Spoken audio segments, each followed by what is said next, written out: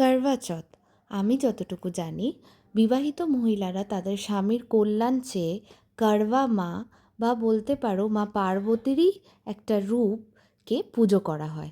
আর সন্ধেবেলায় চাঁদকে পুজো করে নিজেদের ফাস্টিং ভাঙে, নিজেদের স্বামীর হাতের জল গ্রহণ করে। প্রত্যেকবারই আমি এই পুজোর দর্শক হতে আমি আমার বন্ধুর বাড়িতে আসি। অবশ্যই এই রিচুয়ালটি বাঙালিদের মধ্যে না হলেও আমার নন বেঙ্গলি একদম কাছের ফ্রেন্ডসদের বাড়িতে আমি চলে যাই ওদের সাথে এটাতে সামিল হওয়ার জন্য। এবার তবে চাঁদ মামার আর দর্শন মিলছিল না, তাই লখনৌতে ফোন করে ভিডিও কলে চাঁদের দর্শন নিল আমার বন্ধুরা। দেন চাঁদের পুজো করে ওদের উপোস ভাঙল। ইন্টারনেটের যুগে কিন্তু এও সম্ভব, তাই না? তবে চাঁদ উঠেছিল আমাদের এখানে, তবে 10টারও পরে হয়েছিল।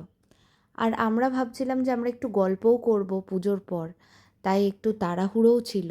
সো ভিডিও কলে পুরো পুজোটাই সারা হয়েছিল সেই দিন।